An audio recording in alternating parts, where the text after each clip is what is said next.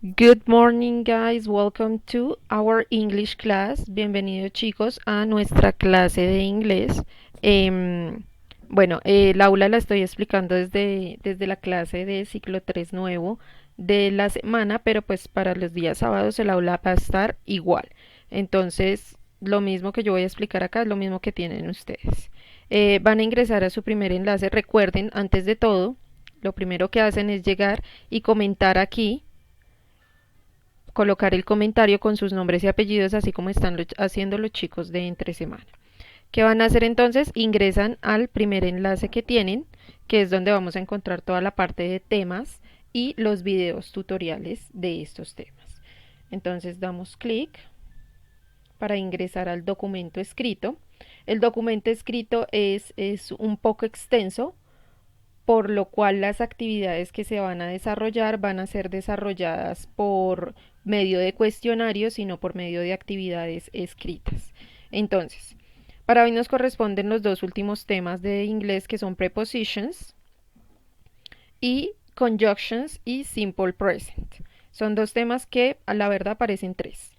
Entonces, vamos a tratar de verlos rápidamente. Tenemos en primer lugar prepositions, que se refiere a aquellas palabras que nos sirven para hacer de enlace y unir a otras dos palabras o a otras dos oraciones.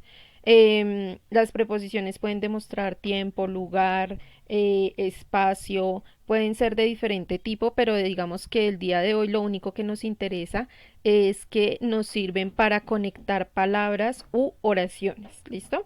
Entonces, aquí como está en el ejemplo, the dog is on the sofa. The lamp is near the dog. The cat is in front of the dog. Entonces son preposiciones que en este caso nos están dando información sobre el sitio, el lugar o ubicación de un elemento. Entonces, on, near, in front of son preposiciones de lugar que significan sobre, cerca y al frente de. Existen preposiciones de muchos tipos, ya les dije. Aquí en este cuadrito se encuentran como las más importantes que nosotros trabajamos, que son estas de acá.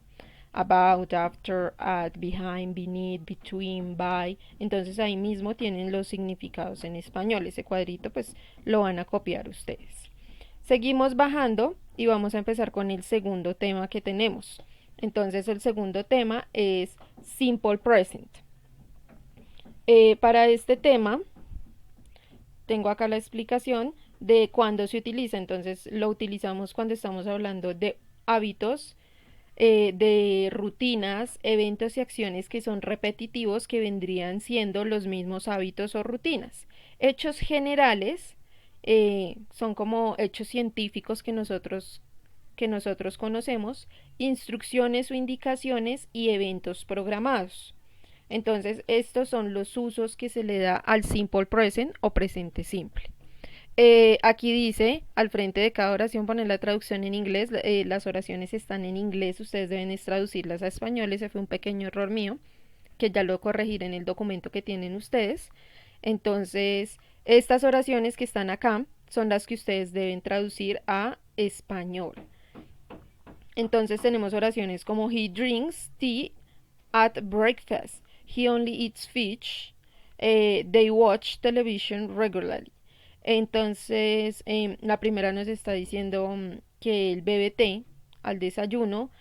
La segunda nos dice que ella solamente come pez o pescado, nosotros le decimos pescado. Y la última nos dice, ellos observan o ven televisión de manera regular o regularmente. ¿Listo? Entonces eso es, aquí al frente ustedes colocarán la oración en español. Ahora, ya que sabemos cuáles son los usos, lo que vamos a hacer es mirar cómo funciona esta parte de la estructura, cómo debemos hacer estas oraciones. Entonces, vamos a empezar con la parte afirmativa. ¿Listo? La parte afirmativa. Entonces, una oración en inglés siempre tiene que llevar el pronombre, tiene que llevar el verbo conjugado en el tiempo gramatical al que pertenece y va a llevar un complemento. ¿Listo? ¿Qué sucede? Se supone que el verbo tiene que ir conjugado de acuerdo al tiempo gramatical. Para el caso del presente simple, únicamente, pilas, únicamente vamos a conjugar verbo si y solo si estamos hablando de una oración que es afirmativa y que se encuentra en tercera persona.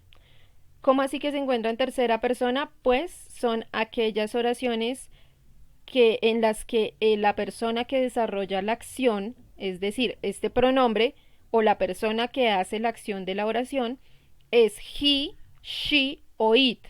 Es decir, es él, ella o es esto.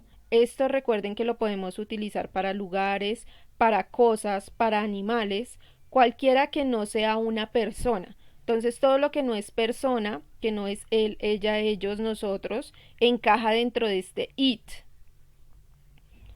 Y ese es tercera persona. Entonces lugares, cosas, no sé, sentimientos, definiciones, todo lo que no encaje dentro de personas va a ir acá en it. Y eso, he, she and it corresponde a la tercera persona en inglés. Entonces, si nuestra oración se encuentra en afirmativo y en tercera persona, conjugamos el verbo. ¿Y cómo lo vamos a conjugar? Muy sencillo, agregándole al final del verbo s, es o ies. Estas reglas ustedes ya las tienen copiadas de temas anteriores que nosotros hemos visto, por lo cual no las estoy dando de nuevo. Entonces esto ustedes ya lo tienen, entonces van a buscar dentro de los apuntes que ustedes tienen cómo se conjugan esos verbos con s, es o is, porque ustedes ya tienen los apuntes de eso. Entonces únicamente tercera persona, afirmativo. Es la única forma en la que conjugamos verbo. De resto no conjugamos. Si el pronombre personal, perdón, es I, you, they o we, no conjugamos verbo. El verbo queda normal, tal cual como esté entre paréntesis. En este caso, my family and I go to the movies on weekends. Mi familia y yo. Si yo sustituyo mi familia y yo por un pronombre personal, el pronombre personal que estaría utilizando sería we, porque somos nosotros, mi familia y yo. Nosotros vamos a las películas o al cine los fines de semana. Entonces sería más bien como ir al cine.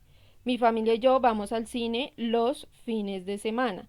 Como es we, pues no tenemos que conjugar nuestro verbo y como se dan cuenta queda igual. Ahora, cuando estamos hablando en tercera persona, que es he, she o it, tenemos esta oración: Carlos plays tennis on Thursdays. Quiere decir que Carlos, si yo lo sustituyo por algún pronombre personal, sería he, porque es él. Carlos juega, y como se dan cuenta, aquí tengo en rojito que nuestro verbo está conjugado en tercera persona. Ese quiere decir que lleva S según las reglas.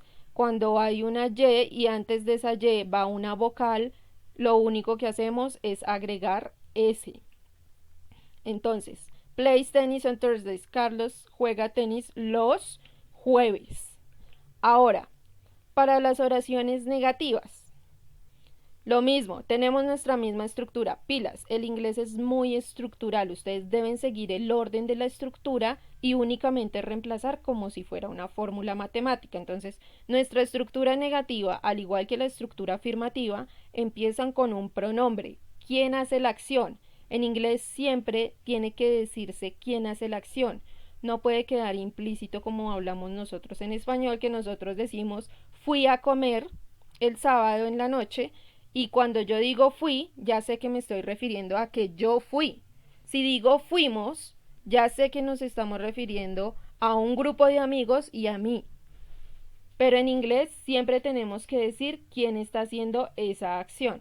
Entonces, empezamos con nuestro pronombre personal, seguimos con el auxiliar negativo de nuestro tiempo gramatical. Pilas.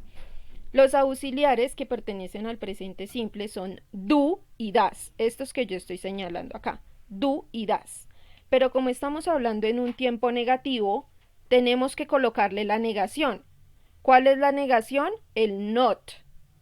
Pero como nosotros queremos que quede eso más sencillo, pues lo que vamos a hacer es unir a este auxiliar que tenemos acá con nuestra negación not y nos va a quedar don't y doesn't.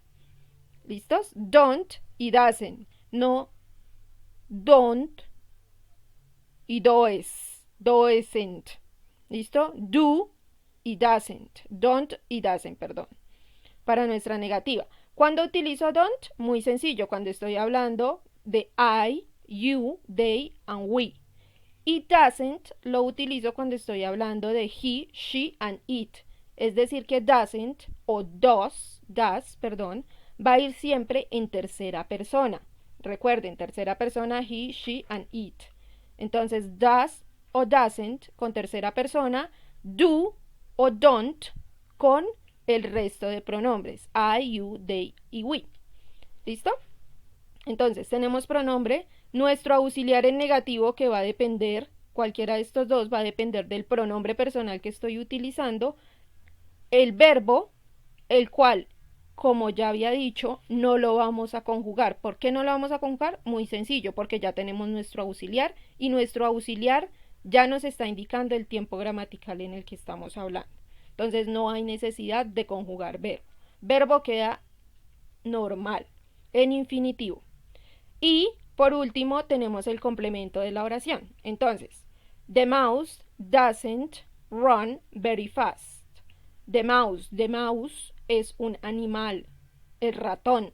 Por ende encaja dentro del pronombre it. Recuerden que it, todo para aquello que no sean personas, cosas, lugares y demás. Entonces, por eso va con doesn't. The mouse doesn't run very fast. El ratón no corre muy rápido. Y el otro sería muy sencillo. They, como es they, es ellos, no es tercera persona, quiere decir que va con do, con nuestro auxiliar do. They don't, porque estamos hablando de una negación, estamos en nuestra estructura negativa. Entonces, they don't sing very loud. Ellos no cantan muy alto. ¿Listo? Ahora, para las frases interrogativas o las preguntas. Siempre que estamos haciendo una pregunta en inglés, nosotros necesitamos cambiar de sitio dos cosas de la estructura. Si ustedes se dan cuenta, aquí la única diferencia es que en este estamos utilizando auxiliar, en las negativas utilizamos nuestro auxiliar negativo y en las afirmativas no tenemos auxiliar, directamente pasamos al verbo. Aquí, ¿qué hacemos? Entonces, de acuerdo a la estructura negativa, lo único que vamos a hacer es invertir el orden de los dos primeros elementos que tenemos. Es decir, este auxiliar que nosotros estábamos utilizando acá en la negativa de segundas va a pasar a ser lo primero en la pregunta.